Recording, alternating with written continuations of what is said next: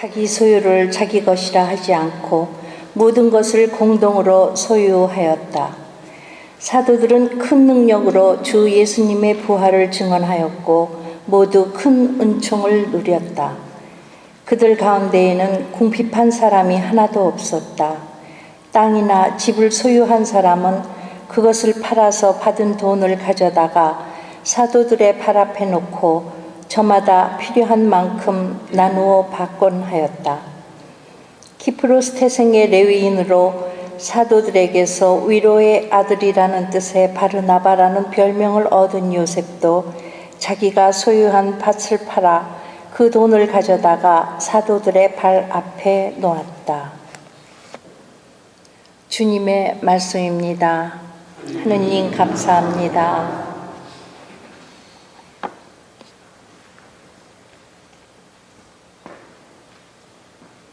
주님은 임금님 위엄을 입으셨네. 주님은 임금님 위엄을 입으셨네. 주님이 차려입고 권능의 띠를 들으셨네.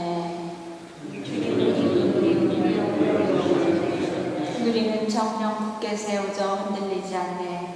예로부터 당신 어자는 굳게 세워지고 영원으로부터 당신은 계시나이다. 당신 검은 실로 참되며 당신 집에는 거룩함의 설이 있나이다. 주님 길이길이 그러하리이다. 알렐루야. 사람의 아들이 들어 올려져야 그를 믿는 사람은 누구나 영원한 생명을 얻으리라. 알렐루야.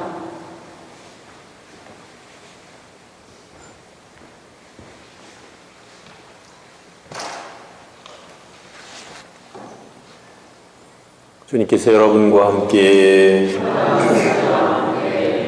요한이 전한 거룩한 복음입니다. 그때 예수님께서 니코데모에게 말씀하셨다.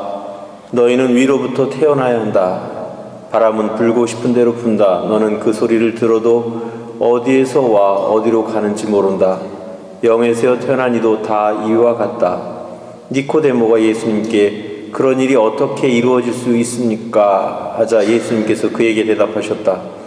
너는 이스라엘의 스승이면서 그런 것도 모르느냐? 내가 진실로 너에게 말한다. 우리는 우리가 아는 것을 말하고 본 것을 증언한다. 그러나 너희는 우리의 증언을 받아들이지 않는다. 내가 세상 일을 말하여도 너희가 믿지 않는데 하물며 하늘 일을 말하면 어찌 믿겠느냐? 하늘에서 내려오니 곧 사람의 아들 말고는 하늘로 올라간 이가 없다. 모세가 광야에서 뱀을 들어 올린 것처럼 사람의 아들도 들어 올려져야 한다.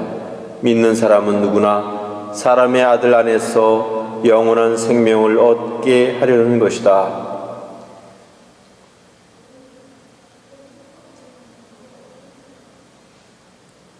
주님의 말씀입니다.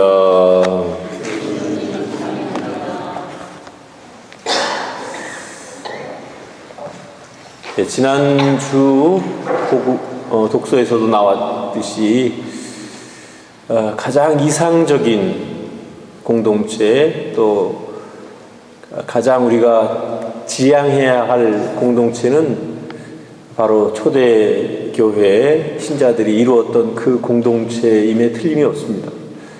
오늘 독서에 나온 것처럼 그들은 한 마음 한 뜻이 되어 누구도 자기의 것을 자기 것이라 주장하지 않고 자기가 가진 것을 내놓고 공동으로 사용하였다, 이렇게 나오고 있습니다. 사실 현실적으로 보면 요원한 이야기만 같이 들립니다.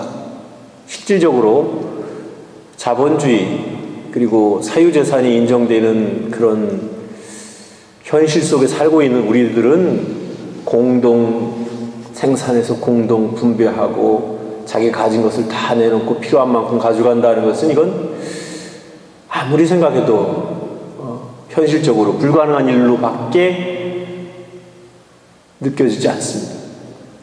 하지만 제가 이런 이상적인 공동체를 만들자 뭐 그렇게 이야기하고 싶은 생각은 없습니다. 현실은 어디까지나 현실이니까. 하지만 우리가 분명히 알아야 될 것이 하나 있습니다. 우리는 서로 연결되어 있다는 것입니다. 때로 우리는 나만 편안하고 나만 배부르고 나만 걱정 없으면 된다라고 생각할지 모르겠지만 그것이야말로 가장 큰 착각입니다. 그것은 나라도 마찬가지인 것 같습니다. 과거에는 그저 자기 나라만 잘 살면 그만이다라고 생각했지만 그렇지 않다는 것이 드러나고 있습니다. 유럽에서 여러 가지 금융위기가 터지니까 당장 그것이 현실적으로 나에게 불이익으로 다가오는 것입니다.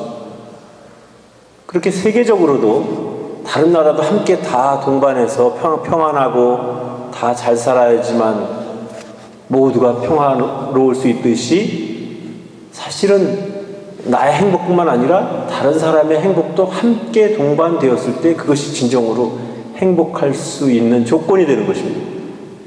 가끔씩 보면 끔찍한 사건들이나 사고들이 일어나는데 그런 거 이렇게 보면 주위에서 왕따를 시켰다든지 또 주위에서 좀 불이익을 주었다든지 주위에서 여러 가지로 불편함을 주었거나 그렇게 해서 어떤 사람이 불만을 갖고서 불특정 다수인을 향해서 어떤 사고를 저지르거나 사건을 일으켰을 때 우리는 그 사건의 당사자가 아니고 내가 피해를 입은 게 없다고 해서 나만 편안해질 수는 없는 것입니다. 그것은 우리 주위에서도 우리 이웃에게서도 얼마든지 일어날 수 있는 가능성이 있는 일입니다. 그런 의미에서 본다면 이제 오늘을 살고 있는 우리 자신들은 나만 편안하다고 해서 나만 좋다고 해서 그것만이 대수가 아니라는 겁니다. 우리 함께 살고 있는 이웃이 편안해야 나도 편안한 것이고 또 우리 공동체에 있는 모든 사람들이 편안해야 나도 편안해질 수 있는 겁니다. 누군가가 편안하지 않고 누군가가 힘들어서 또 누군가가 불평불만이 생겨서 그것을 가지고 원한을 삼고 그 원한을 풀려고 한다면 그것은 비단 어느 누구에게라도 그 피해가 갈 수 있는 것입니다.